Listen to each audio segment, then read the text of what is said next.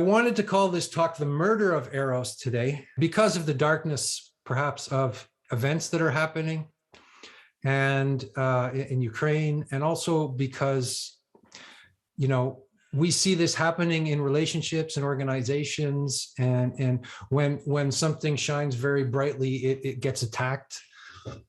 So this is what I kind of would like to begin with, Marc. Is that okay with you? Yes. Thank you, Andrew. You know, and we can do this in one of two ways, and I'm happy to follow your lead. In other words, either I can talk for a little bit about the murder of Eros, then we can discuss it, or I can follow your questions and respond, which I'd be delighted to do as well.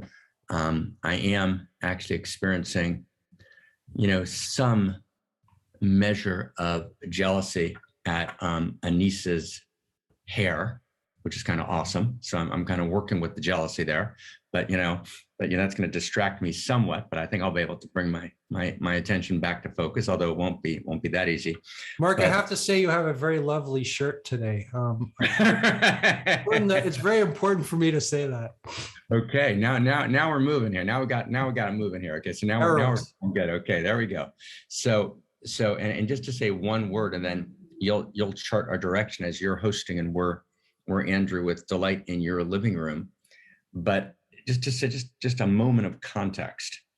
In other words, in this moment of time in which we are at that place which every generation thought it was at but weren't, meaning every generation thought that its issues were actually so cataclysmic that they could actually take down reality as we know it, but that was actually never true. It was never true simply because we didn't have the technology to do it. And we're at this moment in which there's this gap between interior and exterior technologies. And as there's an explosion of interior technology in the Renaissance, as we move from pre-modern to modern, right? The great traditions collapse, and in many ways, that's a long and subtle conversation of what happened and what didn't happen.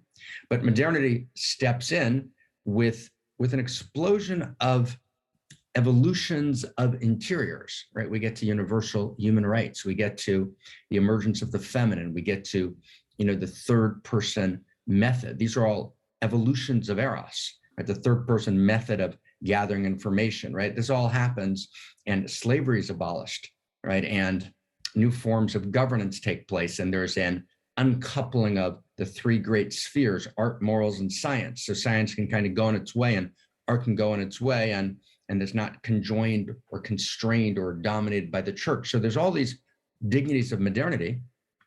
But Andrew, as we discussed last time, those dignities of modernity are based on the new story of Eros. They're based on a new story of value that Da Vinci and Marcello Ficino, his cohorts, tell.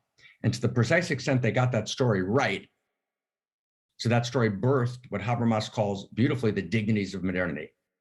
But to the precise extent that there were important and critical fractures in the storyline, right? There were missing dimensions in the plot line, or there were missing plot lines, right? In the texture of this story, of this emergent new story, we actually crashed into the disasters of modernity that then got hyper exponentialized through exponential technologies, generating complicated, right, instead of complex systems, which are completely fragile, and generating, right, a moment of profound existential and catastrophic risk, right? So that's the story, right, the story of modernity, with all of its goodnesses that we described earlier, in the end, failed to actually continue after the Renaissance and after 1789, failed to continue to generate deeper interiors.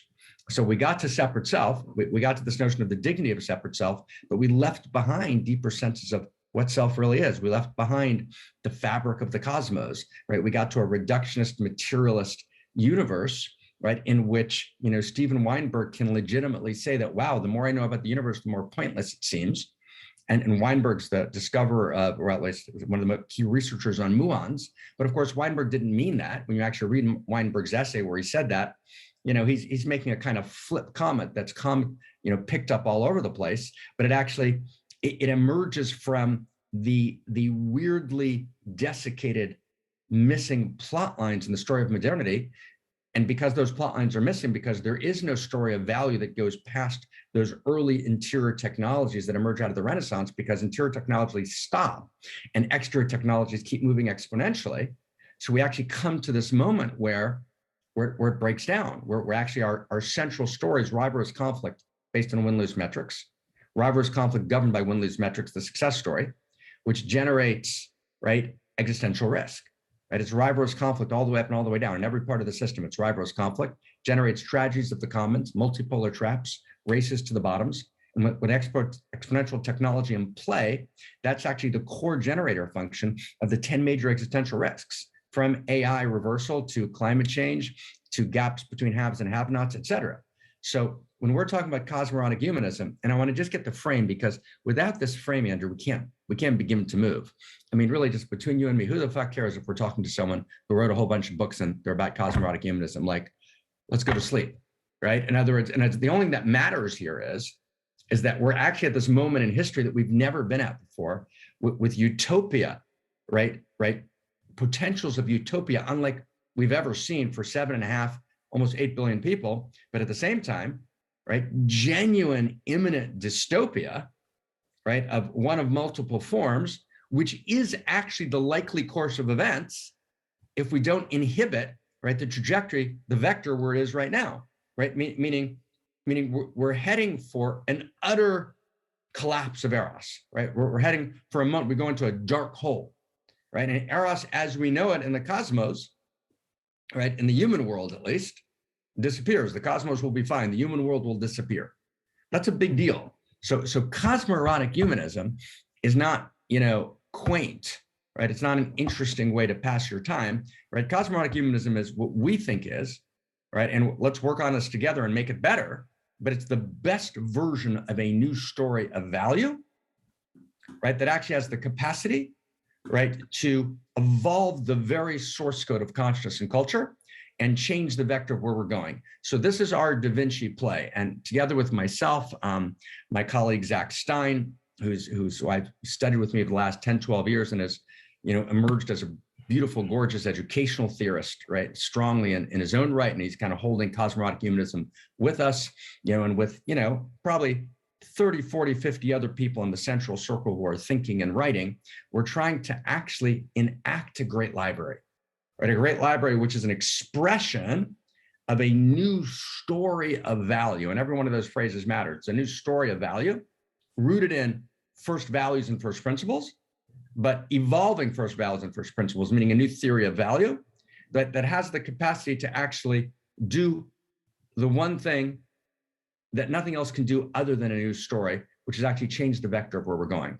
And one of the very few things I agree on with my colleague from Israel, Yuval Harari, right? We disagree on pretty much everything, but the one thing I'd say we agree on is that only a new story changes the vector of history, right? And it's only a new story of value. So that's our frame. And within that context, it'd be wonderful to talk about the murder of Eros, because otherwise we're talking about, does that make sense? Is that okay? That's beautiful. And I want to like narrow down on this new story, because I heard you say in our first conversation that the new story is that the universe is desire, like desire, Eros, that is the universe. And that's a new story.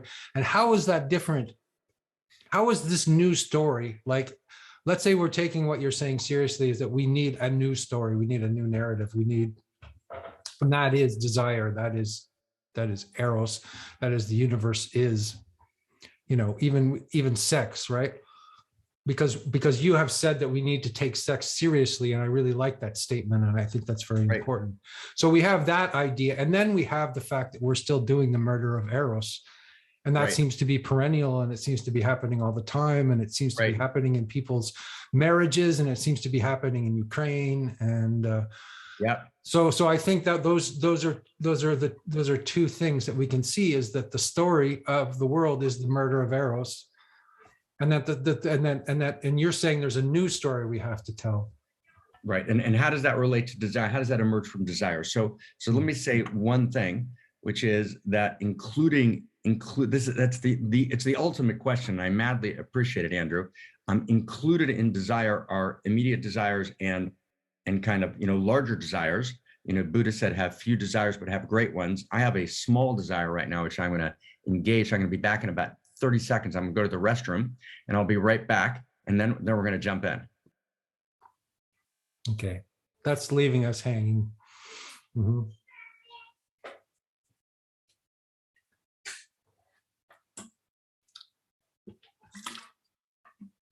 I feel like we should have some intermission music or something. Wow, Marc does his business. I'm gonna try to get called out. I was jealous of Anis getting called out. Well, let's see if he notices. Ooh, that is a really nice head. Oh, there we go. Nils' hat. That'll fill in the gap. Maybe you can do a little dance, Niels, with your head, or entertain us a little bit. All right, we'll get the dance on the other end, but that's fantastic. That's gorgeous. Dance is good. So let's jump in. Thank you, everyone. I apologize. Right, let me jump in. It's fantastic, Andrew. So when we talk about desire, let's just start there. Right, when we talk about desire, right, we don't talk about desire in its narrow sense. We mean desire as an expression of Eros, and Eros as a first principle and first value of cosmos. So now let's just take a look at this. This is fantastic. What is Eros? So let's define Eros, right? If I can't, I need to define the term, not in order to kill it, not in order to desiccate it, but to actually know and feel what it is. So Eros equals, this is the Eros equation in cosmorotic humanism. And if anyone's up for it, anyone in our gang wants to just write it in the chat box so we can see it, that'd be awesome. But Eros equals, right? Eros equals the experience of radical aliveness, moving towards, seeking, right, Andrew, desiring, right, ever deeper contact and ever greater wholeness.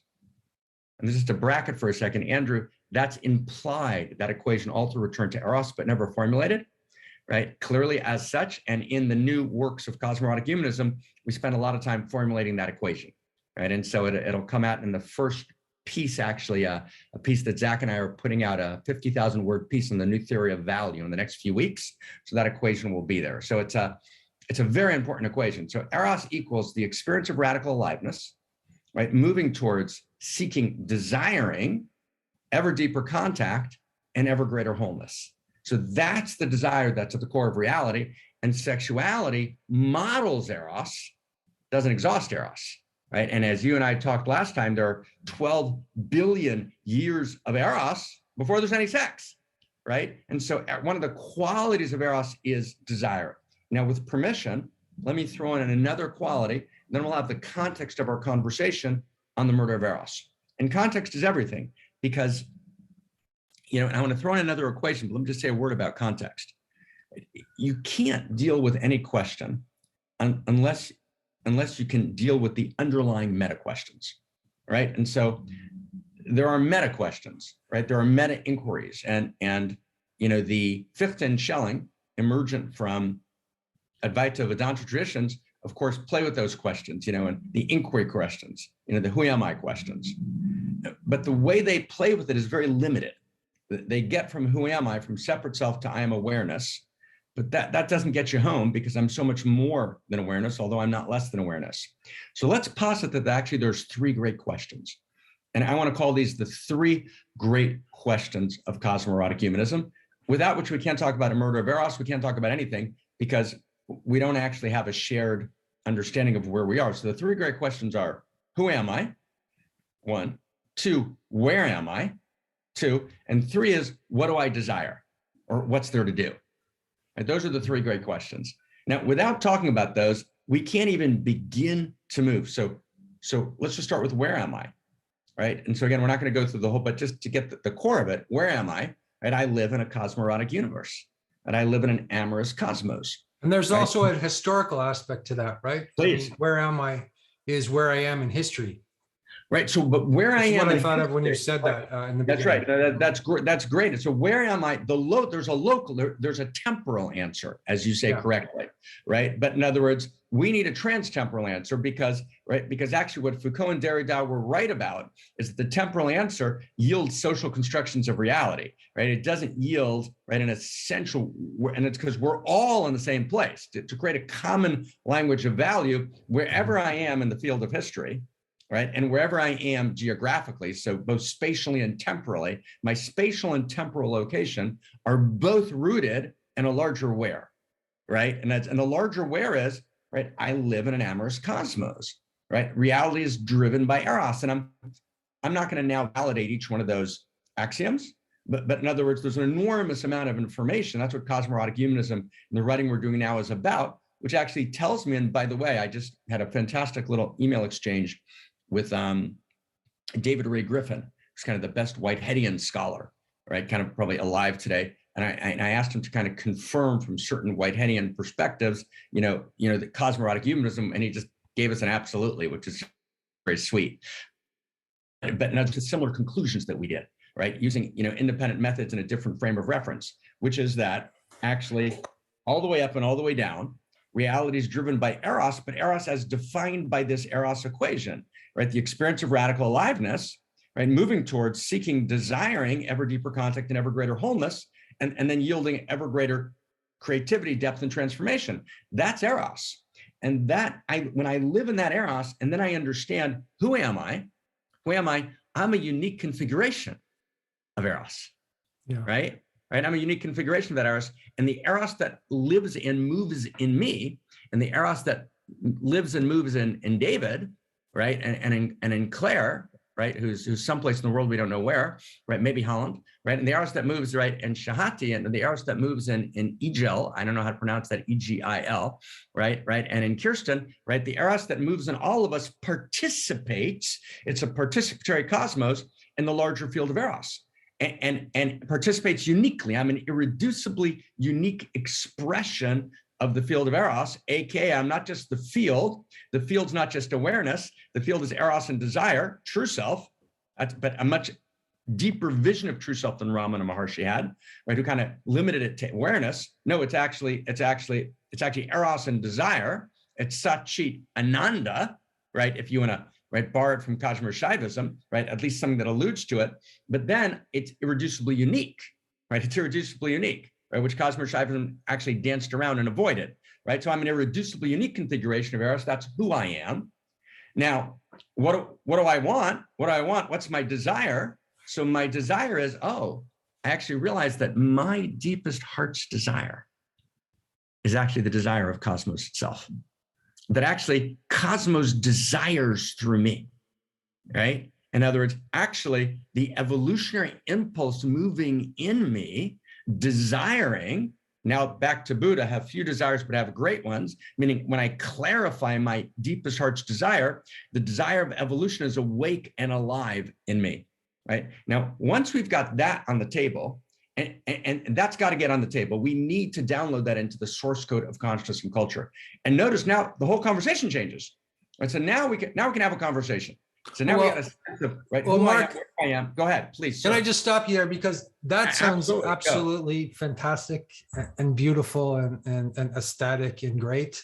But I can hear the Freudians, objecting, and I can hear this kind of thing saying, yes, life is Eros, but life is also death and murder and destruction and what is going on, and all that. So how do we avoid being new age woo-woo here? And, there wasn't a new age woo-woo word in that, right? So let's go careful. Let's get Freud. Let's get Lacan. Let's get everyone on the table. That had nothing to do with new age woo-woo, not even a word, right? Because what we're talking about is we're talking about the structure of reality. Whitehead's not new age either, right? In other words, we're talking about the structure of reality itself. We're not.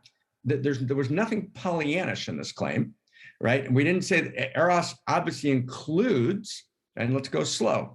Eros includes, right? Eros is love, but love of a cosmic kind, right? But love or Eros is not merely allurement, right? It's not merely attraction, it's attraction and repulsion, right? Eros is, and that's why I love that inquiry, Andrew, right? It's really important to put on the table so we don't, right? Eros is allurement and autonomy.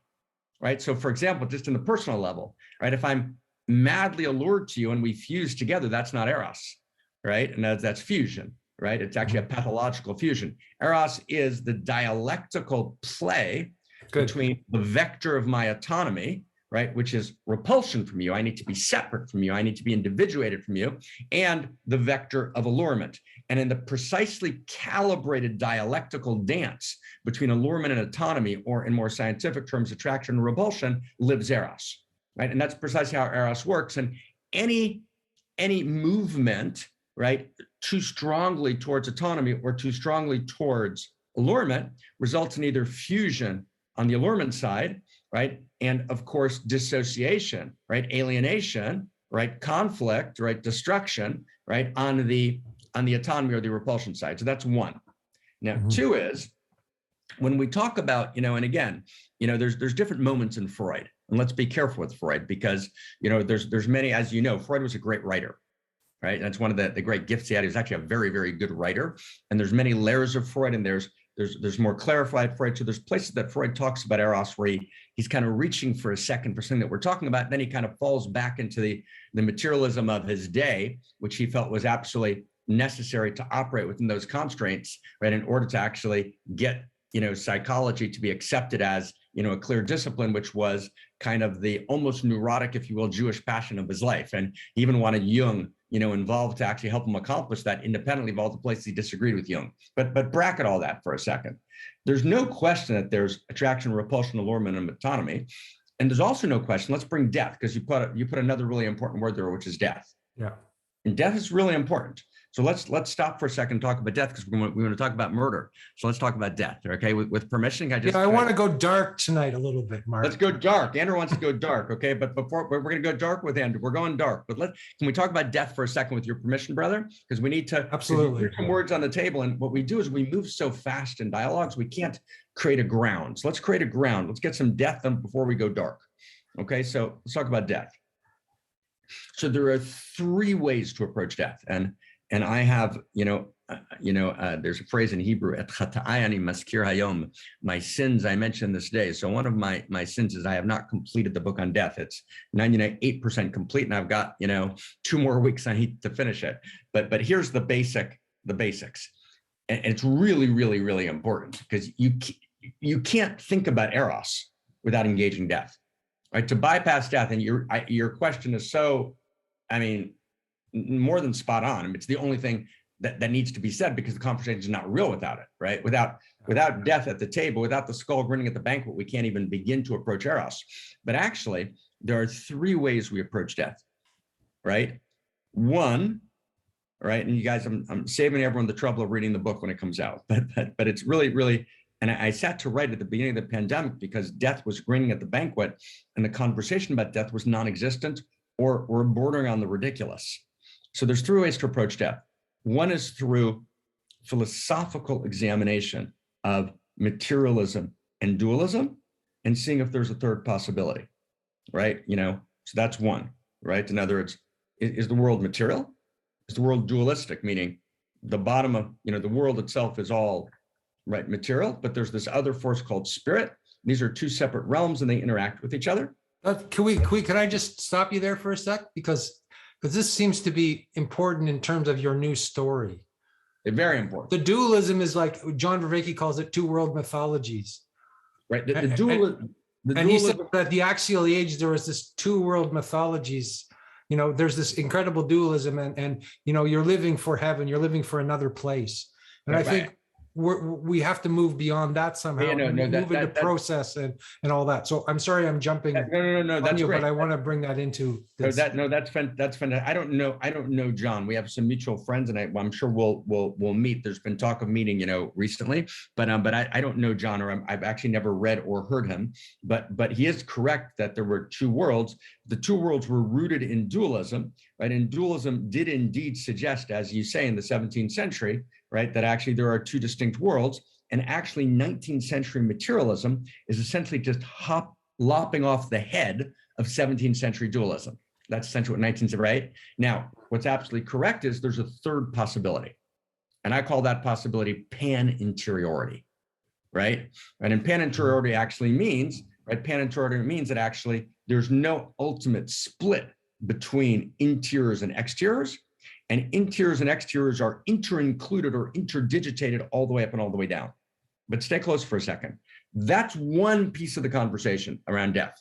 Meaning, if you actually look at materialism and dualism, you see that they're both, and I'm not going to spend the time now, but there are three major critiques of materialism, right?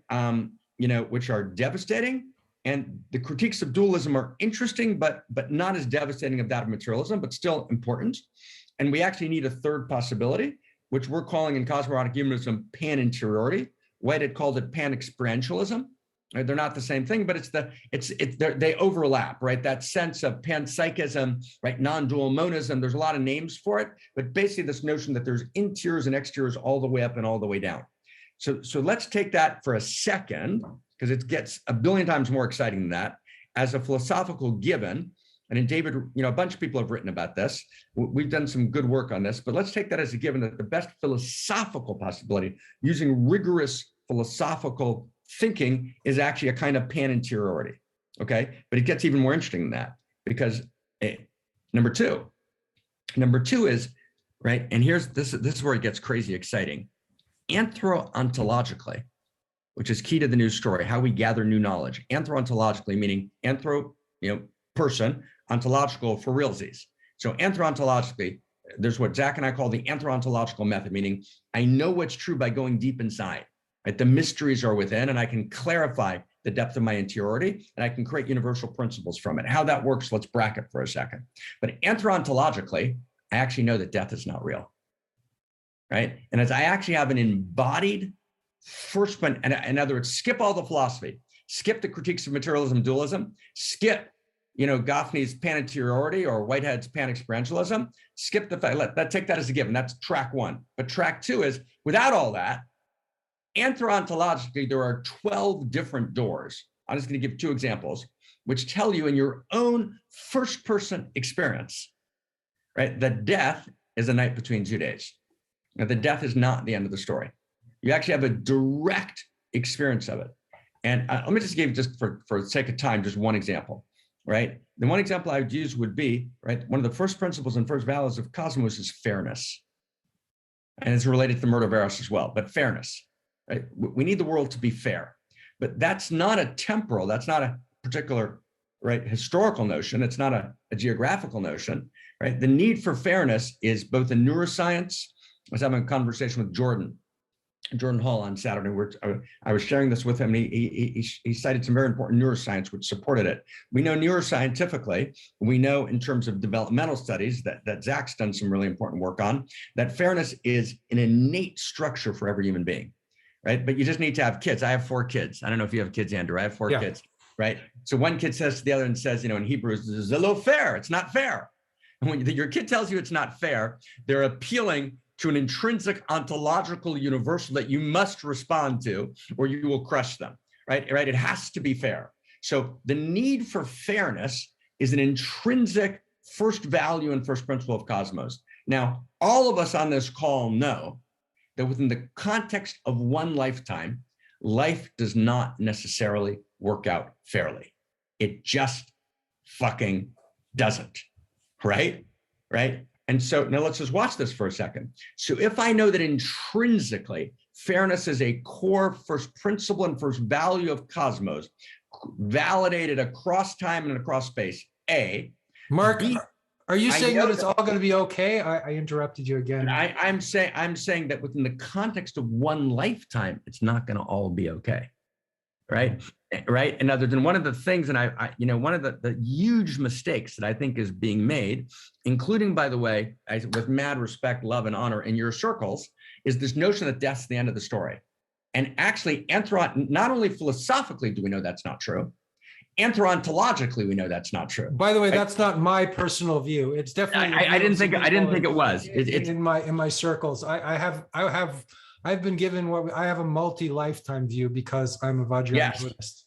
Yeah. Well, amen to Vajrayana Buddhism, right? And anthro-ontologically, I know it's true within my body because I actually know that reality must be fair. And this is a pointing out instruction. And I know that fairness is not accomplished within the cycle of one lifetime. So therefore, I anthro-ontologically know that actually it's not over when it's over. right? Because fairness can't be accomplished within that narrow frame. So that's an example. There's 12. Still, 12 we die though, right? We still die. I mean, we die. We absolutely die. But death is a night between 2 days. Death is a transition. You actually have to get in, and that doesn't mean we protest death. We protest evil. We're activists in every sense, shape, or form. We challenge the divine. We do all of that, and we actually have to have an ontological realization, right, that death is not the end of the story, that death is a portal. And that's actually a knowing, right? You know, when James talks about radical empiricism, but he's talking about the realization, right, that actually you actually have to have an embodied realization ethically and erotically that death is not the end of the story. And last thing in 3, so this is 3, which is we also know based on an enormous amount of parapsychological information, starting with the British Psychical Society and moving to James's version of it in the United States, an enormous amount of empirical information, right, across vectors of parapsychology, which has been extremely well validated, right, at least a very strong vector of information that that's not the end of the story. So what do we just see here? And this has never been, it's surprising, Andrew. We just put 3 things together that have never been cojoined. 1, philosophical information, materialism, dualism, and interiority. 2, anthro-ontological information. 3, radical empirical information. Right? We just, that's a big deal what we just did. So we just said, okay, through those 3 vectors that have never been cojoined, we actually now realize, right, that death, right, is part of the larger flow of the currency of Eros, and doesn't, in a narrow Freudian materialist perspective, stand against it. And that's very, very important. So there's not one fucking word here of New Age or woo-woo, which we reject, right? In toto, anything which is not validated in radical empiricism. But radical empiricism, right, means I'm doing deep empirical work, right? I'm using in the interior sciences, you know, I'm using what I call the eye of value, the eye of the heart, right? The eye of the senses and the eye of the mind. I'm using all of those to create radical empiricism. So Eros is a grounded structure of the interior sciences, which places desire, but AKA my deepest heart's desire, right, at the very center of cosmos, right? And that's exciting. And so sexuality, right, is radically exciting because it's a portal, right, to the embodied first-person experience of the pulse and throb of desire, right, that lives at the very center of the cosmos, right? And by the way, it's also one of the reasons in sexuality it's so important to stay in the field of arousal and not to actually allow yourself to easily, right, and cheaply release the field of arousal, right? And orgasm is not what the story is about. It's about actually entering into the field of arousal, which is, right, the structure of cosmos itself is a field of arousal. And when I can actually, as a pointing out instruction, actually feel the arousal of the cosmoerotic universe personally moving in me, and then stay in that field of arousal, and then trace it to its source, I actually explode right into the very goodness of cosmos itself. So right? There's a phrase in Tantra that they say passionlessness is the greatest sin.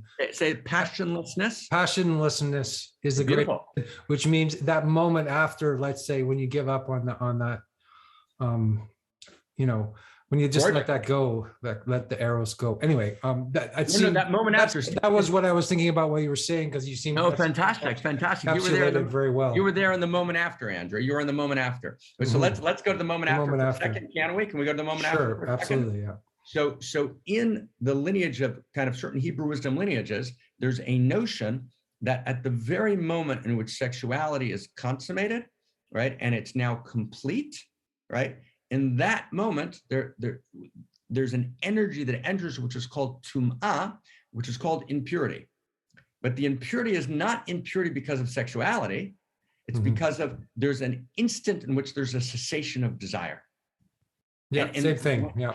Right, gorgeous, right? Right, and it's gorgeous. The cessation of desire, right, is the ultimate sin, right? And that's stunning. This is the opposite of how we think of religion in the world.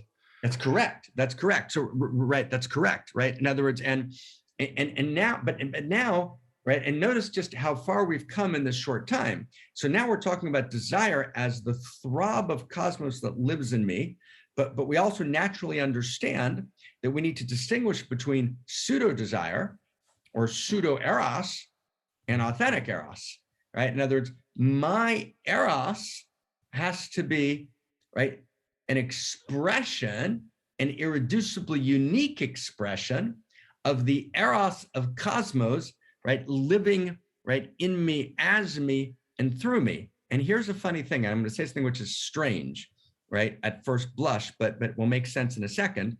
You know, one of the things we're talking about at the center is the need to actually articulate a world religion. It's a different conversation, which we'll talk about. Maybe we'll get to some of it on Sunday, maybe not. But by a world religion, we don't mean a totalizing religion. We mean a world religion as a context for our diversity. And we're actually about to change the name of the center to the Center for World Philosophy and Religion, you know, for a lot of reasons. But now let's just stay with it for a second, right? When I actually feel into, what a world philosophy needs to articulate, right, in terms of, desire, right, we need to introduce, right, and reclaim at least 3 structures of cosmos we've thrown away.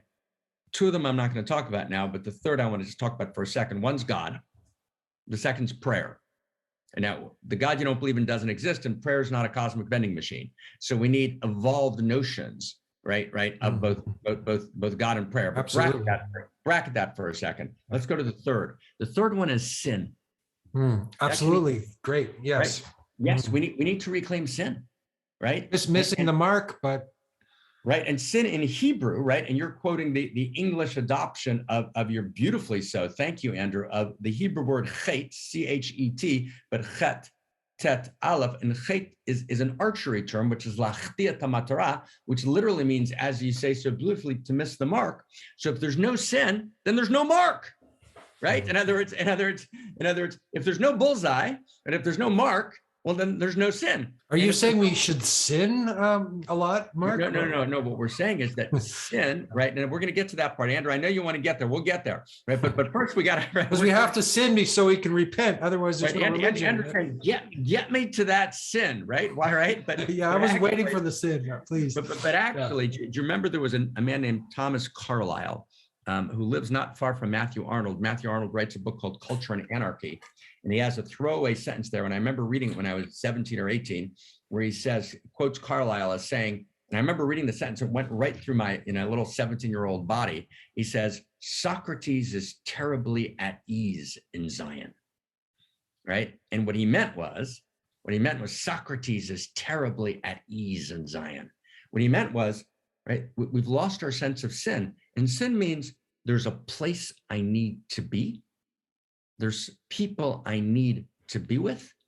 There's things I need to do. I need to clarify my desire. I need to identify my deepest heart's desire, not just by what I need in terms of my kind of new age sense of self. No, not at all, right? What does reality need from me in the next moment will always be congruent with my deepest heart's desire. And I remember I did a podcast. We're just barely starting to kind of step out of our internal conversation in the center, beginning to have a little bit conversations. I did a podcast with this lovely man from Austin, and he asked me, he said, Mark, I've accomplished a lot, and I've got a lot of money and a lot of power, and I feel a little terrified at my decisions, and how can I not be terrified? So I said to him, I said, whatever his name is, a beautiful man. I said, you should be terrified. I said, don't ask me not to be terrified, right? And it's terrifying, right?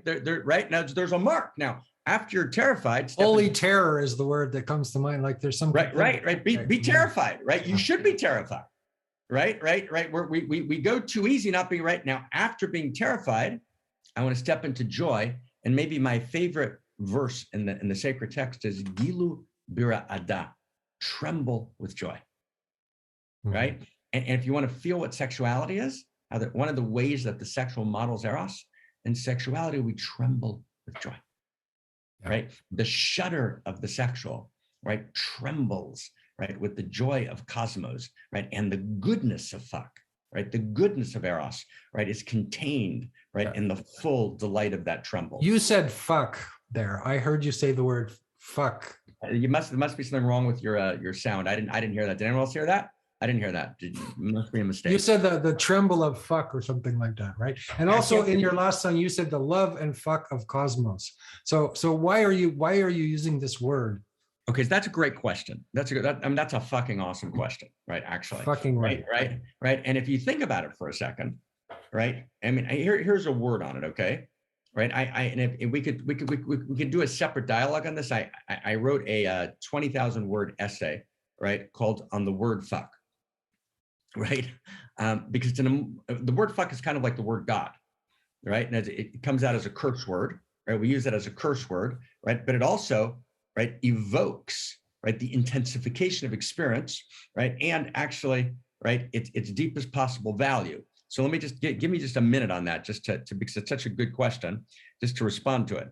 So the word fuck functions in culture like the word God used to, and the word fuck is actually before sex. As before we even talk about sex, there's the word fuck. So fuck always means an intensification of experience, but it happens in one of two ways. It's either a positive intensification, right? So fuck is a positive intensification of experience. That's fucking awesome. Or holy fuck. That's fucking beautiful, right? Or holy fuck, right? Meaning it's an intensification of the sacred, right? Right? You know, but it's always an intensification. So for example, on either side, a fucking asshole is a much bigger asshole than an ordinary asshole, right? In other words, right? So fucking intensifies experience, right? Both negatively and positively. So it can be an intensification of the awesome, or fuck can be, right, a dissection of experience. I'm going to fuck you up, right?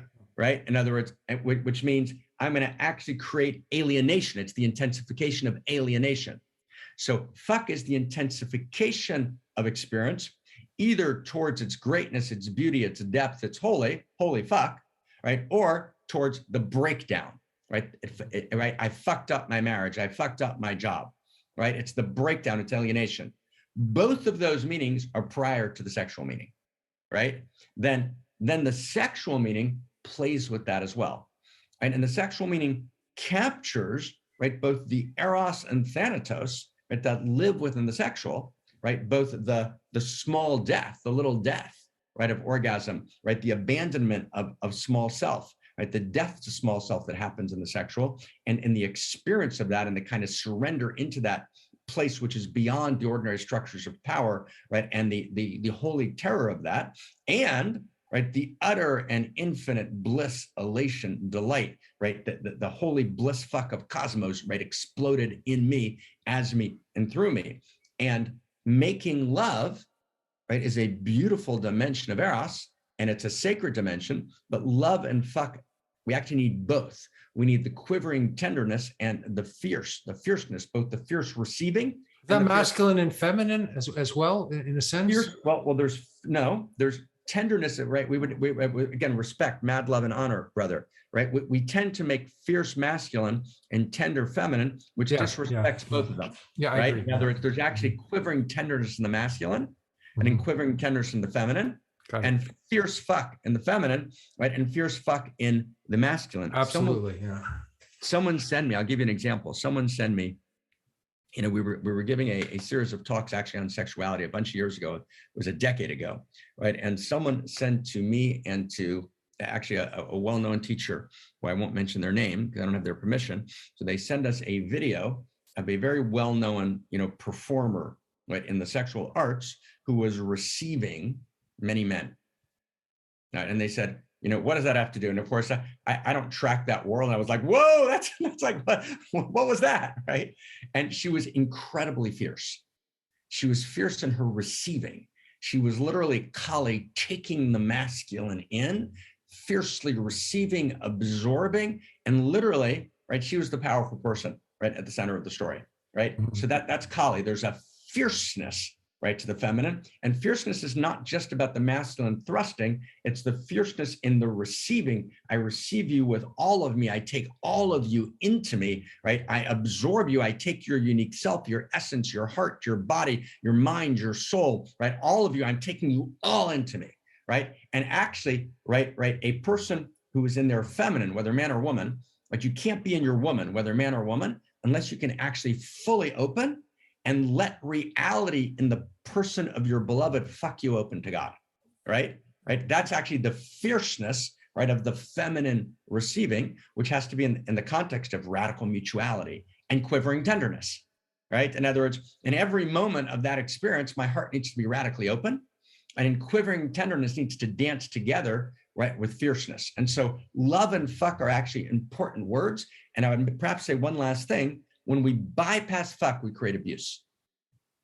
Right? If you want to create abuse, is that because we are separating ourselves from this fierce energy and kind of denying it, and you know, we go into denial and that's right, repression, that's right. and right, that. and that Puritanism, and that's where it goes dark, right? You know, and it goes dark not because there's two kinds of dark, because what you're referring to, there's two kinds of darkness, right? There's an enormous, you know, sheen of text in the 13th century about the holy darkness, right, in the Zohar, right, which is the book of radiance, right? So there's a holy darkness, there's a sacred dark eros, and there's a broken darkness, right? There's a degraded darkness. So when I bypass the energy of the holy darkness, that energy then splits off from the larger field of eros, right? It devolves, right? And then it acts out against itself and against the beloved and against the field of love itself.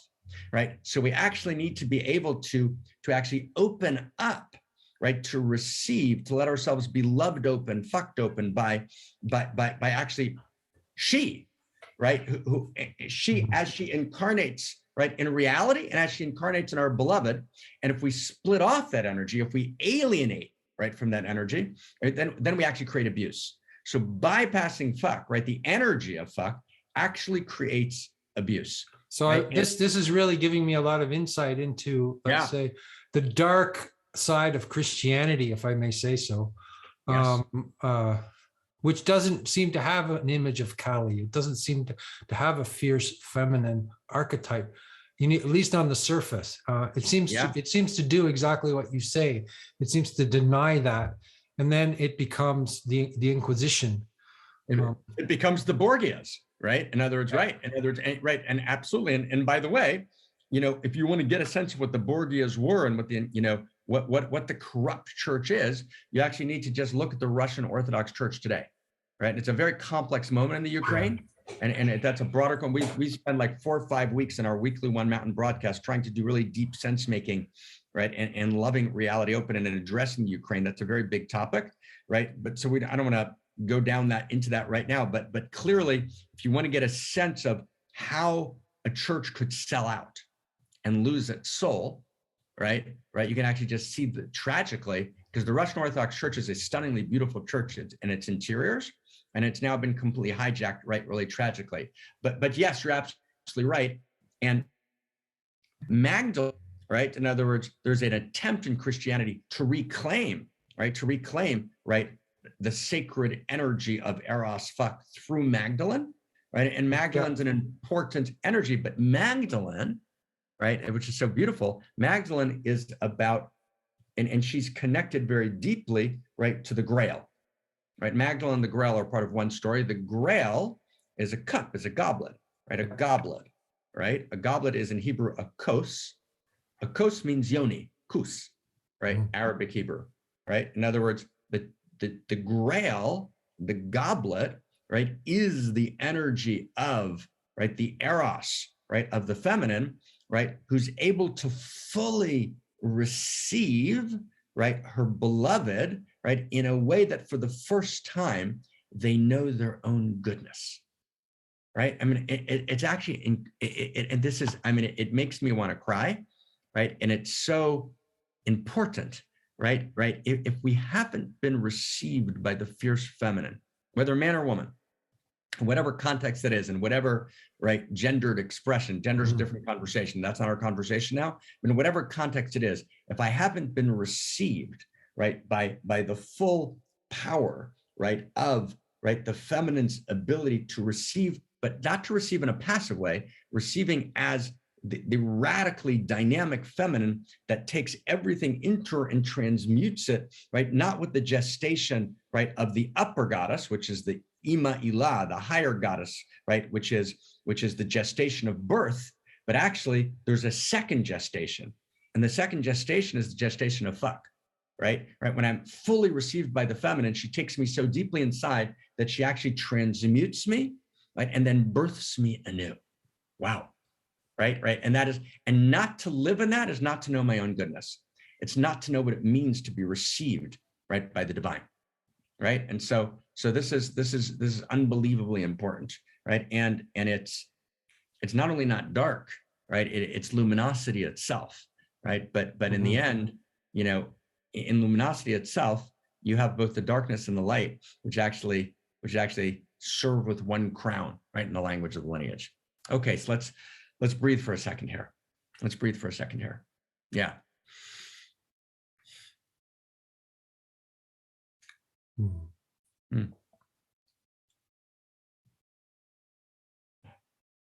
Andrew, do I have permission to give you a compliment? Is that okay?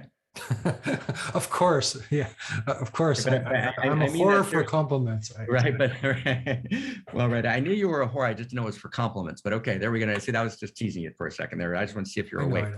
But seriously, and the reason I asked permission is because we actually have to ask permission, right? Boundaries matter, and a compliment can be misconstrued as condescending. So I don't mean this in any condescending way. I mean it in deep wonder, right? One of the reasons that, you know, I'm enjoying my dialogue, and I enjoyed the first one with you, is because there's a very deep and beautiful sincerity that lives in you, right? That's rare, right? It's a rare. Lionel Trillen talked about sincerity. It's a quality I don't meet often in people. It's a word that people don't even use anymore, right?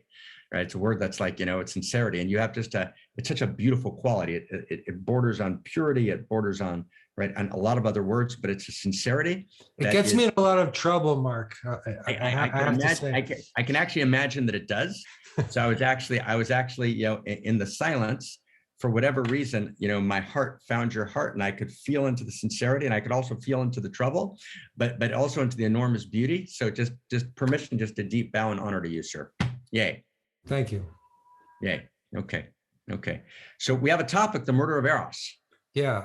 So we have to go back to that, and so again, we've talked about sort of the sublime, and we've talked about the darkness, and when the darkness is in the right place, perhaps, and the dark luminosity, and then you know, the Leonard Cohen song came to mind. You want it darker, and being a witness to that. You know, I notice it in the world, but I also notice it just in relationships with people. And so how does that happen? What is the dynamic of that? What is the dynamic of the murder of Eros, and how do we hold that? Let's step into the murder of Eros. And, you know, there's something about a public dialogue which reveals certain, you know, intimate details which you might not necessarily want revealed. And one of them is that after I've drunk tea, it has a relatively immediate impact on me. So I'm going to take another 30-second break, and then we're going to go into the murder of Eros. Okay. So does anybody have some nice clothes they want to show the audience, or a little dance, or something for the intermission, or should we just stay with the words that have been spoken and allow them to penetrate us?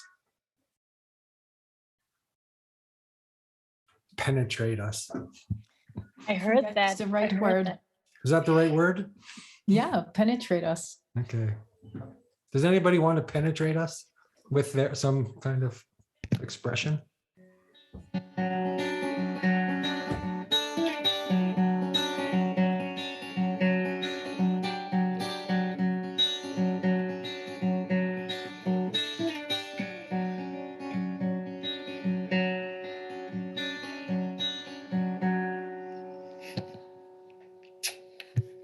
Actually, your pee breaks are pretty good. They're good for the rhythm of this conversation, Mark.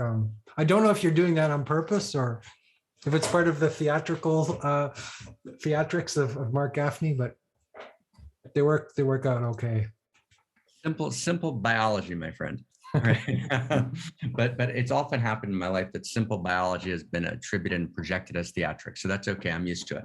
So, so let's step in here, right, to the murder of Eros, right, as it were, which is a good segue. And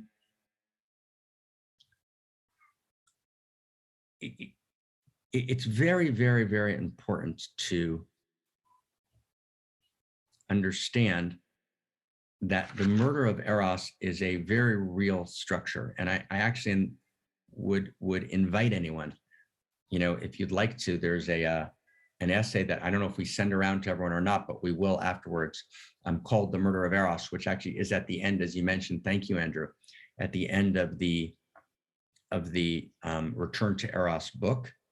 And I just want to invite everyone, and when we send it to our list and when you send it to yours, we'll send everyone a link to Return to Eros, and perhaps also to an article, a review of Return to Eros that Zach Stein wrote called The Metaphysics of a Return to Eros, which is a very, very, excellent and kind of, complex review of the book. And I apologize insincerely, for the next sentence, right? It's actually the best book on Eros we have today, right? And it's an important book. And I say that just because it's important. We need Eros. And at the end, we talk about, there's two essays called The Murder of Eros and The Pain of Eros, right? Which are both, unbelievably important. And I say important, I mean important to avoid suffering and important to avoid existential risk, right? In other words, cosmorotic humanism is a response, right, to dystopia, right? And so I just want to always hear, I want to just feel, the urgency of it, together with the laughter, right? And, we laugh out of one side of our mouths and we cry out of the other side, and we feel the urgency, and yet the urgency is an ecstatic urgency, right? And so there could be no more serious conversation than one we're having today, right? With no more gravitas, right? It's just enormous gravitas, right? And we're laughing. We're laughing not because it's funny in a kind of deconstructive way. We're laughing because only laughter holds the paradox of the whole thing, right? And so we're holding that laughter. So, I would just invite anyone, and hopefully we'll send it in the mailing, to take a look at this essay, The Murder of Eros, because it gives a critical framework both to understand our own lives, right? To understand, as you said, Andrew, the realpolitik, right, of the day and of any moment, right? And there's no question that part of what's happening, many things are happening in the Ukraine today. There's multi layers of understanding that are all necessary to understand what's happening in Ukraine and to engage the Ukraine, right? And whether Ukraine should have happened or not is a very big question. I don't think we needed to get here, and I think the West has some culpability in the fact that we got here. We could have avoided it, but once it happened, right, once it was in play, right, there's no question that you have to stand with Ukraine for 10 or 15 different reasons. So just glory to Ukraine and glory to the heroes, right? And anything we can do now to help and support Ukraine, right, on every possible levels is absolutely necessary, right? So without going down and having that conversation, now let me just say one piece to just affirm what you said earlier, Andrew, as a way in, but there's a dimension, right, of the obsession with Ukraine now that it's broken out for Putin, which is about the murder of Eros. There's no question about that. And that Ukraine is standing for a certain dimension and a certain quality of Eros, a certain quality of freedom, right, in this moment. But let's step into the kind of broader issue, which is we can't understand society, and we can't understand the structures of politics without understanding the murder of Eros. And the murder of Eros very simply means, right, and let's say it's now 3:08. So let's maybe we can do, I want to honor everyone's time frames. We can do 20 minutes on this and really kind of find this will be great. Yeah, and maybe if you have time, Mark, then we could have some questions at about half past. Totally. Half past 9 here. Yeah. Totally. So the murder of Eros is the murder of life force, right? It's the murder of Christ, right? But by Christ, I don't mean, right, Jesus the Christ. I mean Christ as life force. And we move to murder life force. And that's incredibly important to understand. And the move to murder life force is as, primal, right, as civilization itself, right? Cain moves to murder Abel. And Abel is the one who is resonant with the cosmos, right? He's in the flow of Eros in the cosmos, his sacrifice, his offering, or korban in Hebrew, which means his intimate offering. Korban means intimacy. His intimate offering, right, is received by cosmos, and that infuriates Cain, and we have the first murder. Can I just jump in here for 2 seconds? Please, please. In our group, we've talked a lot about René Girard and the scapegoat. Right. And that is, for me, that's the best analysis I've found, at least of giving me insight into why these kind of things happen. I wonder if if that is part of the equation for you. I think Girard, he got some of it. He didn't get a lot of it as well, right? But why don't you just for everybody, the people who are not familiar, why don't you do a 90-second recapitulation of Girard? Well, there's something about the beginning of civilization that begins with our search for a scapegoat. When the tension between, let's say, tribes gets too intense, what we do is we build a scapegoat, and then we sacrifice. We choose an arbitrary innocent victim. We sacrifice that victim in order to relieve the tension. But the warring tensions between. Girard calls it substitution. Substitution, right? We find a substitute victim, and so this is how we keep the lie of society, as Girard puts it, going, by always looking for a scapegoat. And we can look at ourselves at all the time, and how when someone attacks right. us, we often put that on somebody else, or right. So Ukraine is the scapegoat, because Ukraine is not is not the actual the conflict is actually between worldviews, perhaps, of the West and neo-traditionalism of the East, and then there's so they choose Ukraine as the scapegoat, and most of the people and the society is innocent, right, in a sense. That's great. That's a great recapitulation, right? And this is his notion of substitution, and I think he got it. And I'll just say one word on it. I think he got it exactly half right and half wrong. Right. And what he got half right is that there is a structure of scapegoating. Right. Yeah. But what he got wrong is that the scapegoat's not, as you put it correctly, expressing Girard, the scapegoat's not arbitrary. Right. Right. In other words, and as Girard makes the scapegoat, as you correctly summarized him, relatively. Well, the innocent victim, right, the arbitrary right, innocent victim. Right. But it's actually much more subtle.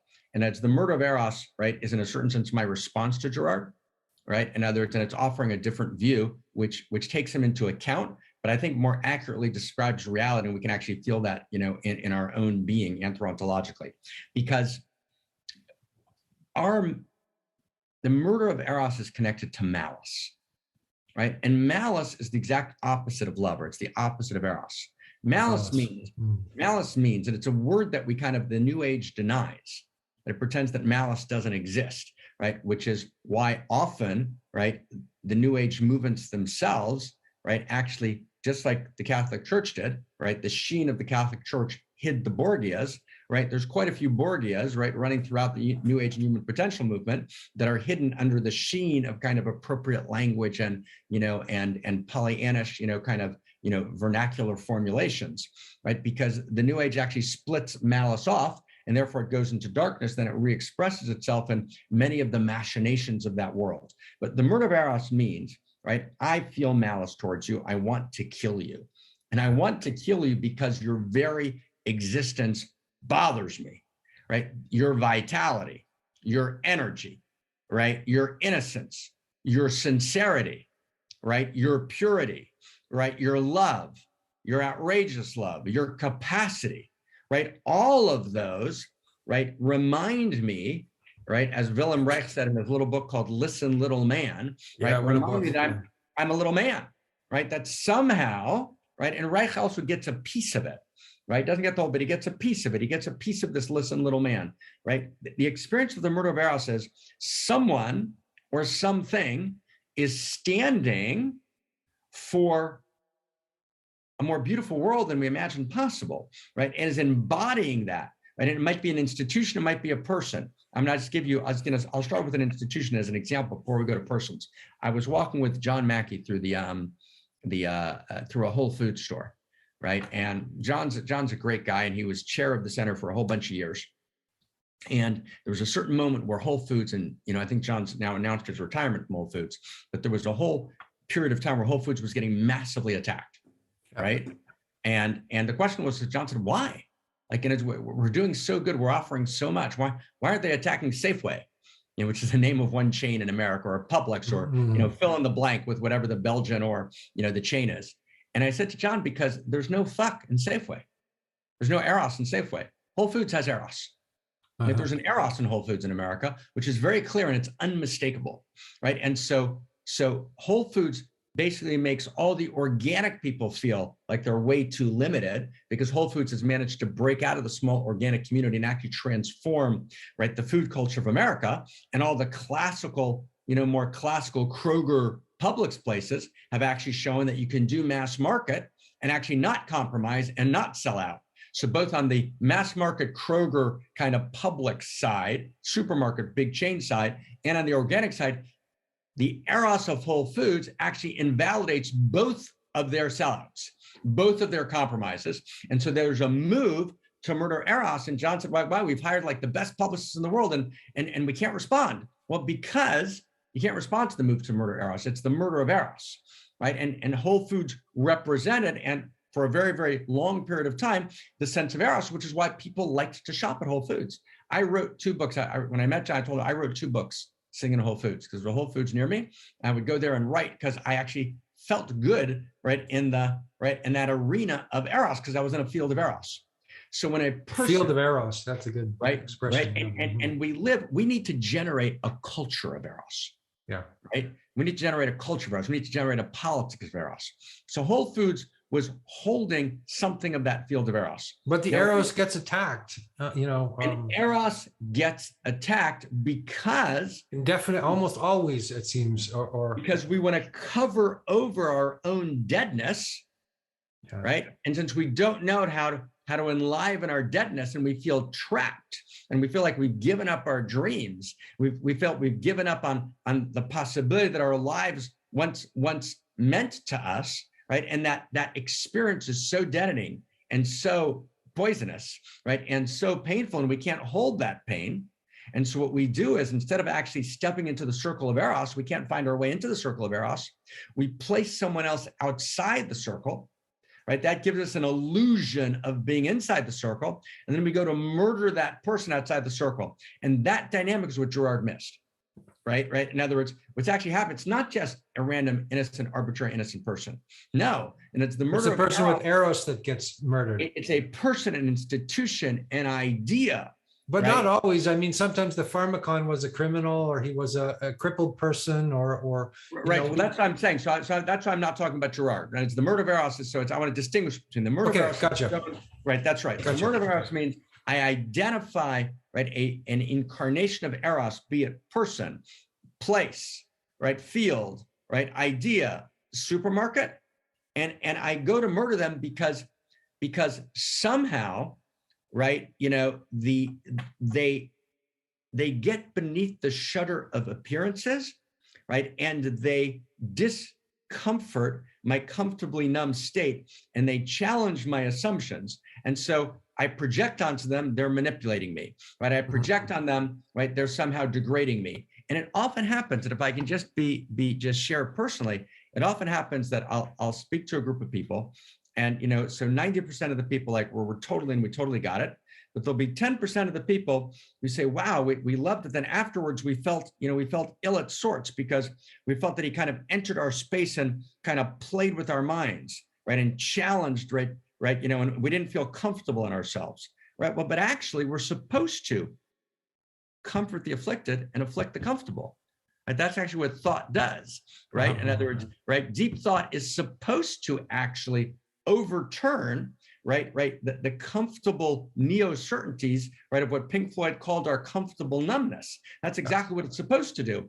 And actually, when I step into a field of ideas, I should be in the field of Eros, and I should be aroused in the field of Eros. And that arousal should cause me to be imbalanced for a moment.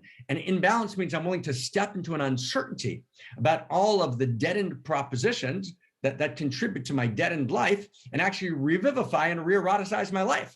Because actually, every person, right, has an obligation to live an erotic life, because only from the place of an erotic life can I actually make, right, and be the unique configuration of Eros, which reality desperately needs me to be. So then I have one notion I want to add here is sacrifice, right? Because there's a way in which you could either sacrifice somebody else by, attacking them, or you could sacrifice your own deadness, or, I think the golem inside of you, right? We have beautiful. That's right. Am I willing? That's gorgeous, Andrew, right? In other words, am I willing to sacrifice, right? And let me say it a little differently, but the same, right? Am I willing to sacrifice my attachment to the comfortably numb, deadened version of myself, right? The winning formula that's allowed me to somehow navigate reality, to self-commodify, right? To attract to myself, right? Sufficient, right? Status, right? And resources that I can somehow get by life, while on the inside, right, the emptiness burns and I cover it over with all manner of pseudo-eros. Am I willing to sacrifice that pseudo-identity and actually become, right, the living, burning, right, blazing aliveness, which is my unique configuration of Eros, right? In order to do that, right, the Zen masters are right. I need to die on the cushion, right? But I die on the cushion not simply to become, right, part of the field of awareness, but I die in the cushion, I'm crucified. I need to be crucified in order to be reborn, right, and to resurrect into the unique configuration, which is my Christed self, right? And to do that takes something. And I want to say, I just want to add, in order What does it take? What does it take? So here's in one sentence, right? In order to avoid murdering Eros in small ways, and sometimes we murder Eros by betraying a friend in conversation with a third friend, and we do it in very subtle ways. Yeah. We murder Eros because in order to avoid the murder of Eros, we have to be willing to bear the pain of Eros. Right? Mm-hmm. Right. In other words, I mean, let's just take, the gorgeous Indian art. Well, we usually associate Eros with pleasure. Well, no, but Eros is the agony, the ecstasy of the whole thing. Yeah. Eros equals, let's go back to our equation. Eros equals the experience of radical aliveness, seeking, moving towards desiring ever deeper contact and ever greater wholeness, right? So that's right. We actually need we need serious equations in the interior sciences. So let's give an example from the gorgeous Indian, archetypes, right? Krishna and Radha love each other, okay? But Radha has to be willing and Krishna has to be willing to bear the pain of Eros, right? To avoid looking away, right? Because sometimes it gets so painful that I can no longer surrender, right, to the field of Eros because it's too painful. And Krishna and Radha have to be able to, right, in the great Indian story, they need to be able to bear the pain of Eros. And when we're not willing to bear the pain of Eros, in 1,000 small ways we murder Eros, either in each other, or if we avoid doing it in each other, we murder it in ourselves because we're not willing to feel that much, right? And here, I just want to just offer with permission, right? In this, dialogue, just a simple but beautiful tantric pointing out, right? The way we do it, the way you actually are able to not turn away from the pain of Eros is that you have to be willing to feel a feeling through to completion. Right? So when I'm yearning, don't cover over the yearning. Feel, you gotta be in the Holy of Holies, right? Of the temple, right? Where we feel the feeling through to completion. When I feel the feeling through to completion, right? There's a relaxation into the field of She, and then the feeling is going to arouse again, it's going to come up again, but I keep stepping into it and I keep feeling it through to completion. And that could be any kind of feeling, right? That could be upset or just pain, anger or any kind of. It can be the pain of missing. See, and it's always about the pain of missing, Andrew, right? It's the pain of missing the beauty that I know that's there. It's the pain of missing the depth that I know it's there. It's the pain of missing, right? The experience of being touched, right? Emotionally, physically, existentially, right? Psychologically, right? Spiritually, right? We desperately want to be touched, but touched, we exile touch, right? Only the physical touch. We want to be touched on every level. And that's actually what Whitehead means by prehension, right? It's the proto-desire, right? To touch. Prehension is the proto-desire to touch that is actually inherent to the field of cosmos. So Krishna and Radha can only stay together, right? And actually be the love of the cosmos, right? If they're willing to bear the pain of Eros, and to do that, I've got to be willing to sit in it, right? And to not cover it over, right? And that's the whole story, right? And sometimes we have no choice. Sometimes we have to cover it over. It's just too painful, and that's okay.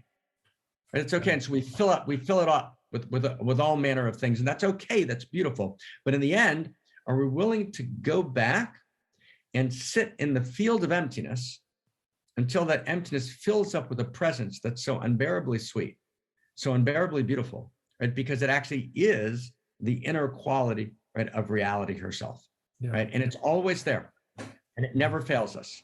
And it's our most faithful beloved, right? It's the place that we can trust because it is the nature of reality. I was thinking when you were talking about Jugam Trungpa, and he said when you meditate, you should meditate like you're proposing to somebody. Like, rather, I think people meditate in a very dead way. They meditate to just sit and be calm and sort of still everything down. But meditation has become there's another sort of beautiful level to that, which is really as you say. Absolutely, meditation should be Eros. Yes. Right. Meditation should not be relaxation. Right. Meditation should be Eros. Right. Meditation is right. Meditation actually means is to enter into the field of Eros and to be willing not to look away and to let it wash through me. And I'm proud of Krishna and Radha, right? Because they're holding it for us, right? And they're pouring it into reality. So it's and we all need in some way, right, to step into that. And we can sometimes come closer, we can sometimes step back, but we never look away, and then we always go deeper, right? And that is, it's the most precious thing. And so in terms of the murder of Eros, just to come back, right? So we murder Eros in ourselves or in others when we're not actually participating, right, in the field of Eros, when we're not generating in our lives and in the broader collective, right, a culture of Eros, right? When the politics of our organizations and our communities are not a politics of Eros, right? So, and it's the murder of Eros is actually the ultimate apex predatory move of pseudo-Eros. And that's always what it is, right? The murder of Eros is always pseudo-Eros, right? And it's always, I'm going to, and the word actually, the person who wrote about this very beautifully is a man named Joseph Burke, who was a student of R.D. Laing. And I want to credit Joseph, he's a beautiful man, right? And he wrote a book called The Tyranny of Malice. And then he reissued the book called Malice Through the Looking Glass.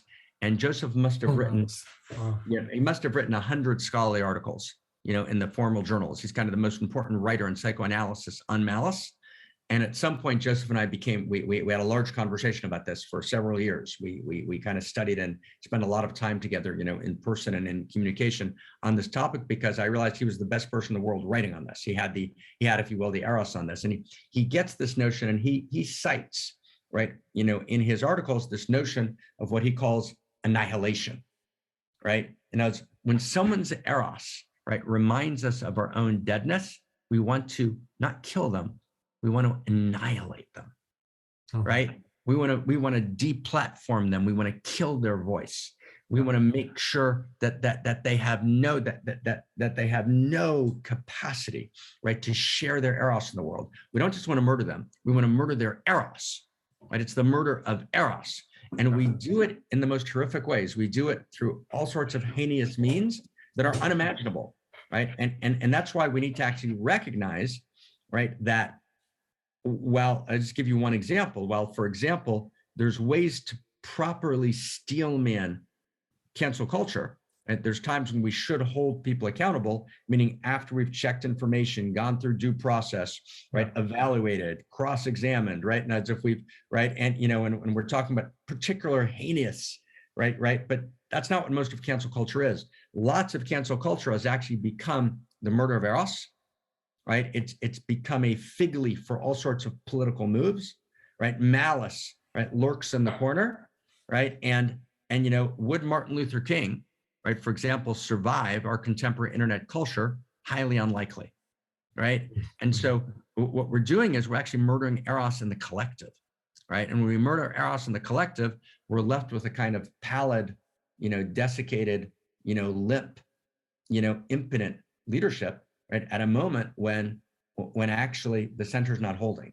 And so our capacity to actually stand for Eros, to move beyond, and in the old witch hunts, in the old, the old world of Salem, whether it was in Europe or in America, we called people witches because religion reigned. Today's psychology reigns, so we call people sociopaths, right? That's the newer, or narcissists, right? Right. And there's an entire literature, right? There's one book called The Narcissist Next Door, right? How you figure out whether you're right, the people are right. And that's so we weaponized psychology, right, in kind of popular forums, right? Just like we weaponized religion and called people witches, we've weaponized psychology. We call people narcissists and sociopaths, which is a way of murdering Eros, right? I remember just the other day I was talking to someone who shall remain nameless, and they were talking about someone that I'm doing dialogues with, and they said, you shouldn't be doing dialogues with that person because they did this and that. I said, well, first off, they may have done this and that, I don't know, but they've actually apologized for it, and in a major public forum over 4 or 5 years, and so they get a second and a third chance, right? And so the person said to me, just without batting an eyelash. This is mercy, right? Right. This is so the person said to me without batting an eyelash, they said, but their apologies were insincere.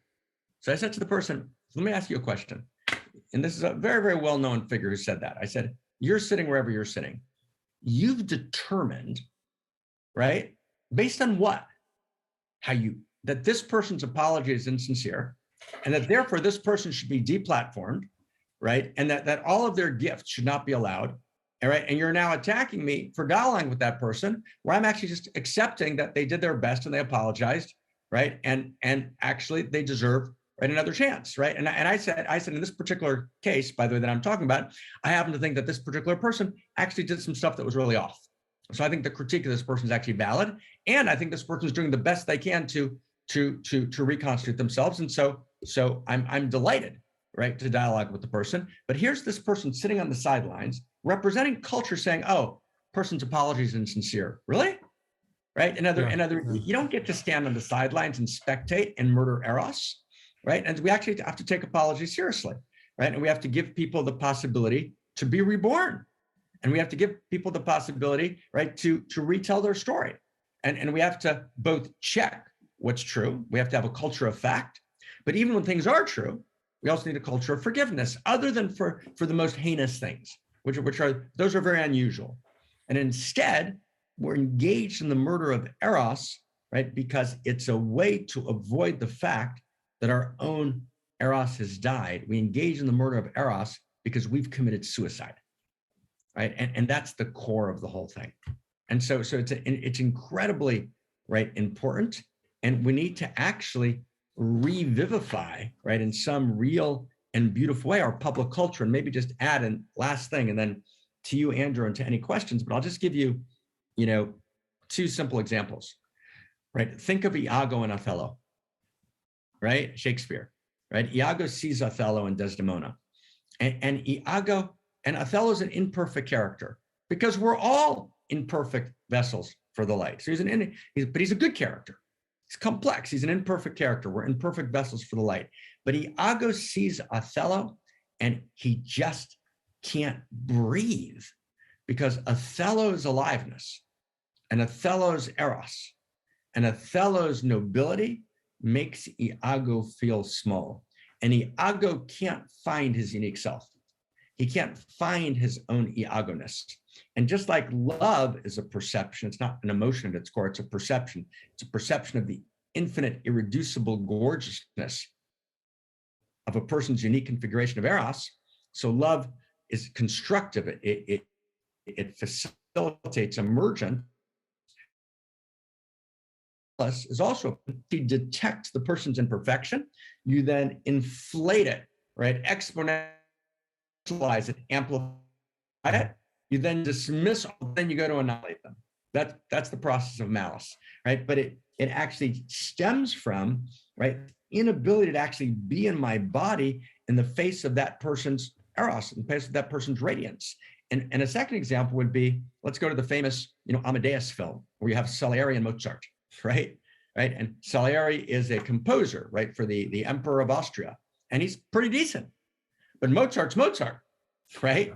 And Salieri hears Mozart and he goes ballistic, right, his whole system gets jangled and he's in pain and he knows that he can't make that music, right? So instead of celebrating that music, right, instead of being in devotion to that music, Andrew, I am delighted when I meet someone who has a particular gift that I don't have.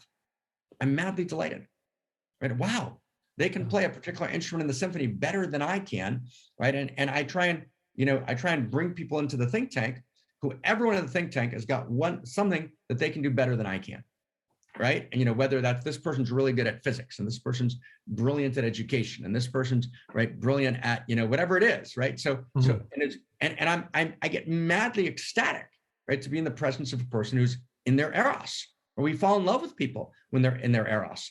But Salieri does the opposite. He doesn't know how to fall in love with Mozart. He doesn't know that love's real, so he goes to murder Mozart, right? And of course, what does he do? He accuses him of sleeping with his high school students. This is the other thing. I mean, this is a whole other conversation, is the sexuality bit, because there's always, it seems like in the accusation, there's a sexual thing going on. I haven't quite got my handle on that, but I'm even speaking from personal experience here. Right. Well, I got it. When we get attacked, it has something to do with it, even if it's online and all this stuff, there's a sexual component to it. Right. I'm not sure if I quite understand that. Yeah, this is big, and we have to do our own dialogue on it. But with permission, Andrew, just say one short thing about it, okay? Yeah. Right. So three short things. One, right? The reason people get attacked on sexuality is because we don't have a sexual narrative, right? Okay. And when a person is in the throes of the sexual, right, their separate self, good citizen, balanced, enlightened self disappears, and someone else comes online, and we don't have a new sexual narrative. And all of Return to Eros is about articulating a new narrative of desire. Until we have a new narrative of desire, right? So then sexuality by itself is problematic, right? In other words, even in the issue of sexual harassment, the issue should be harassment, as Vicky Schultz, a scholar at Yale, pointed out. The issue began as harassment, but it turned to the sexual, right? Meaning the issue becomes sex was had. Why is that problematic? Right? Because we don't have a sexual narrative, so we have an implicit kind of, sex negative narrative and culture where sex itself is per se problematic, right? Mm-hmm. So that's one, and that's critical to understand. Or it's both. So, it's sex positive and sex negative at the same time, so you never really know where you stand. Right. So both are in culture at the same time. That's absolutely true. Or we have this very narrow sex sacred because you're making babies, but no one's having sex to have babies, right? But so actually what happens is we don't have a notion of what we call, right, in cosmoerotic humanism, we call it sex erotic, where sex is an expression of the erotic force of cosmos moving through me, right? And it's intrinsically dignified. But that's one. So in other words, sexuality has been problematized essentially. So we live in this culture where sexuality is easily available, but it's denuded of every narrative. So sexuality is an expression of the utter collapse of frameworks. And so therefore it becomes, right, the knife through which we actually go to murder our opponents. So that's one. Two is we also don't have a kind of notion of transformation, right, when something's gone wrong. Meaning we have a linear notion of time. So if there's been a sexual mistake and there's no one on this phone call who hasn't made some sexual mistake in their life, they would have liked to do it differently. They would have liked to show up differently. I'm not talking about a heinous mistake. I'm talking about, in the normal arc of human relationships, sexuality gets complex, right? And we're not willing to hold that complexity. We're not willing to actually forgive each other, right? We hurt each other, as Bono sings, and we do it again. So we have to hold each other with great tenderness, with great respect. We've got to hold boundaries. And the nature of sexuality is about, right, moving beyond the ordinary boundaries. So there's going to be tentativeness, right? And we don't allow for that tentativeness anymore. We don't allow, right? And so there's a lot of goodness in the evolution of boundaries, right? There's a lot of validity and a lot of sacred anger in Me Too, right? And there's a lot of inappropriate behavior that's taken place that we should have zero tolerance for, but it's gone way beyond that, right? It's gone to this place where sexuality itself is demonized, right? And if someone makes a sexual mistake, right, then that's the Inquisition. We hold that against them forever because sexuality has no narrative, therefore becomes the ultimate evil. And so that's sexuality is a tool, right, in the murder of Eros, but it's not about sexuality, right? It's about the murder. So let's hold here. Great. Let's hold here, yeah. I have so many more things to talk to you about. But we got it's started. terrible, but I really want to bring people into the Please. conversation as well. So, Please. Krista, I think is can we open this up for questions? And Krista, I think, was going to help me handle the questions here so that I could be deeply involved in the conversation and not lose my train of thought. So do you have a question, Krista? Somebody could either ask the question themselves, or they could, or it could be read by Krista or me. Take it away. Yes. So I just unspotlighted you, so we're all together on gallery view. So if you want to turn on your camera, then we can see each other. That's really nice. And if you have a question, please just raise your hand or write it in the chat box, and I will ask you to unmute yourself, and you can ask the question yourself, or if you write it, I can ask it for you. Awesome. And we could let's take a couple of questions before we wrap. And I just want to appreciate everyone. Right? Everyone was just so beautiful, and we did a lot. And I know, Andrew, we're just at the beginning, right? It always feels that way, yeah. Yeah, we got started. But I think the best conversations always feel that way, don't they? Yes. There's no end to them, right? So yes, that's beautiful. Yes. Yes. Niels, I see you raise your hand. Okay. I'm gonna start off cheeky. First off, what do you think about my hat, Mark? Do you like it? The hat's awesome, man. The hat's fantastic. Yes, on hat. I'm super happy to hear that. And okay, I want to ask about the power, where power sort of sits in this framework. And I'm not trying to pin you. No, please, fantastic. Just some context. Just recently read something from Jung that Wagner and Nietzsche took different turns, sort of in their aloneness. Let's say that Wagner went for love, and Nietzsche went for power. And when I relate to, because I'm not intimately familiar with Wagner, but with Nietzsche, I can what's the word? Anthro, ontologically tap into the will to power, but that sort of set me astray in different ways also. But I get the sort of same feeling when I tap into, when you speak about the Eros, like, I get like, it's very, very high energy, but I'm sort of afraid of being, let's say, corrupted by power in that. So that's sort of, if that's beautiful. Thank you, brother. Right. Niels with the great hat, brother. So I think, power is a quality of Eros, right? And we need to have an entire dialogue on power, right? Which is, unbelievably important, but you can't talk about Eros without power. There's power to Eros, and power is one of the faces of Eros, just like intimacy, right, is a face of Eros. And what's happened is we have negatively interrogated power in liberal culture, right? But actually power, there's a reason why the great traditions, for example, always talked about the divine as the infinity of power, right? Divinity is the infinity of power. And power has three qualities to it, three dimensions to it, if you will. And there's an essay on power in Homomore Essays we're writing, which focuses on this tripartite distinction. So there's power over, there's power for, and there's power of. And that's the way I'd like to distinguish power. But again, none of them are negative, right? And that's in kind of certain human potential circles, they'll say, well, power over, that's the bad stuff. Power for, that's the good stuff, right? Not at all.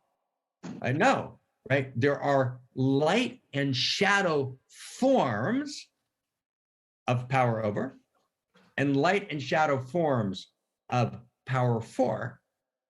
Now, what are they? Just in a second, right? Power for is power in service, right, of creativity, power in service of emergence, right? Power in service of value, right?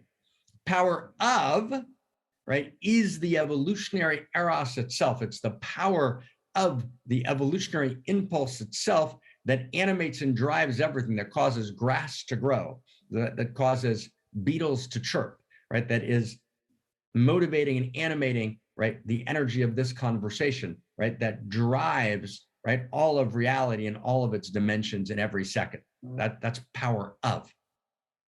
But then power over, right, means that actually there are hierarchies. There are places where there's where one person has more power, the other person has less power, right? And in those moments, right, that power over can either be benevolent, beautiful, right, holy, right, or it can be used inappropriately, right, and abusively, right? That's always true. But of course, power 4 can be used abusively as well, right? Power 4 means the communist state, which is the great mother, right, embraces me in its womb for the betterment of society, right, and has power over and develops a totalitarian society in order to fulfill, right, the role of the great mother in society, right? That's a shadow of power 4, right? It's not just power over, that's a power 4. So, right, powers is multitudinous and multifaceted. Now, the last thing that's worth saying in terms of sexuality is that in sexuality, power works in all sorts of ways, right? So the notion that in sexuality, power is a clear-cut notion is of course not true, right? Now, there's certain kinds of power over that are obvious, right? In which, right, there's a kind of power over, for example, right, a boss, right, says to his secretary, right, I will fire you if you're not sexual with me. Well, that's problematic. That's legal sexual harassment, right? Right, and it's inappropriate and it should be illegal, right? That's an inappropriate form, right, of power over, right? However, that's usually not the case. Or for example, a teacher, a professor says to their student, I'll only give you a good grade, or I'll only pass you on your doctorate. So that's called quid pro quo sexual harassment, right? That's a violation of power. And one of the great evolutionary advances, right, of the postmodern period has been to legislate and to prescribe sexual harassment. That's a great momentous advance of the goddess. That's a momentous advance for Eros. And we all need to stand for that. And I stand for that 1,000,000,000% in every way, for sure. Step 2. But it's also possible that within a university, you will have what the great feminist Bell Hooks called amorous relationships, or what she called in an essay that Bell Hooks, the great feminist, called passionate pedagogy. Right? It's also possible that you'll have a professor who's, I don't know, age X, and you'll have a student who's, 25, and a professor, I'm just making this up, who's 40, right? And right, they have a relationship. And Bell Hooks and Christina Hoff Sommers, right? And Laura Kipnis, right? And the list goes on, right? Have all taken, very strong group of power feminists have taken a stand and said that actually in that kind of situation, there's power with the student and power with the professor, right? The student, for example, has power because if they make a false complaint of sexual harassment, right, they can destroy the teacher's life, right, forever. That's a lot of power, right? The teacher doesn't have that power, right? In this contemporary culture, for the teacher to do anything retaliatory to the student, that would also cause them to lose their job. So the teacher has the kind of power of maybe age, maybe knowledge, maybe the charism of teaching, right? So the teacher has some power, the student has power, right? And the student has multiple forms of power, and the teacher has multiple forms of power. So until 10 years ago, right, on campuses around the world, right, there were amorous relationships between, right, adult teachers with adult students. Now, should that be true or not be true? That's an interesting question, but it certainly doesn't seem to be an egregious violation, right? There's certainly major figures in the feminist movement, right, who have stood for that possibility, right? Now, to say that that's impossible, that any relationship of that kind is predatory, for example, right? And as a book, for example, called The Lecherous Professor, right, made that claim. So there's an entire literature that makes that claim, is obviously absurd, right? Because it actually strips the teacher of the complexity of their vulnerability and power, and strips the student of the complexity of their vulnerability and power. There's a very good book by Jane Gallup who's a feminist professor, right, who had relationships with her students, and the book's called Feminist Professor Accused of Sexual Harassment, right? That's a complex issue, right? And so the point is, classical sexual harassment, quid pro quo, a violation of power. Absolutely, power abuse, 1,000%, because there's an imbalance in power because it's quid pro quo, right? Classical amorous relationships between adult teachers and students, much more complex, right? Power is distributed in multitudinous, right, nuanced, right, and multifaceted vectors. And don't we believe that adults actually have the capacity, right, to make those decisions? And do we want society to step in and be the mother and to actually enact a kind of sexual fascism? Well, that's a good question, right? So that's where it gets much more complex. So I'm just sharing this just by way of just, Niels, we can't exhaust the question, just sharing that power is complicated, right? And there's a purity to power, right, which is beautiful and gorgeous and stunning and filled with eros. And true power is naturally ethical. The abuse of power violates ethics. When actually you feel true power moving through you, which is a quality of eros, right? The desire to serve, the desire to embrace, right? The desire to transform, right? Fills you. And the prophet was filled with power, right? And the texts say in the interior sciences that the prophet who couldn't experience the death of their power, right? Couldn't speak truth to the king, couldn't speak truth to the corrupt, what was often the corrupt power of the king. And so we need to hold power and interrogate power, right, in a much more subtle and nuanced way, standing fully against abuses of power, but also standing fully against, right, the subtle hijackings of power in the name, right, of defending an ostensible victim. Right, that's just as common. It's very, very often true. It's called it's called the victim triangle in philosophy, right? Cartman's triangle, where very, very often you've got a victim, you've got a rescuer, right, and you've got a predator. And it looks like the victim's the victim, the rescuer is rescuing from the predator. But as Cartman points out, it's often not the case. Often the person who seems to be the rescuer is actually the predator, right? The person who seems to be the victim, right, might be a predator. Right? Actually, you've got to look very carefully about where power is distributed, what the effects of power are, what kind of power is being used, what kind of power is being deployed. All of those distinctions have gotten lost. So I hope that's at least the beginning of reclaiming eros, as you say so beautifully, is about reclaiming power. And people should be power hungry. People should be power hungry, but not for pseudo-egoic power, not for pseudo-eros, but for the power that's the function, the natural function of unique self, because that's what unique self is. Unique self means a unique conduit or a unique currency of power, right? And the hat's gotten better and better every minute. Okay. Yes, I like the connection between prophecy and power. That would be an interesting thing to explore. Do you have a follow-up, or do we have another question? And I have I have a hard stop, right, for a teaching in 9 minutes. 9 minutes. So Okay. Let's go 7 more minutes. So I'll have 2 minutes in between, if that's okay. If there's any other questions, be delighted to entertain them, right? If we're up or however or wherever we are. In the chat box is one. Chat box is a question. Thank Says you, Shahati. The question is by Egil. I hope I say the name correctly. Going back to the start of the session, did we get an equation or a definition of Eros? Yes. Fantastic. So let's go up in the chat. So Eros equals, let's get an equation. And it's a formal equation.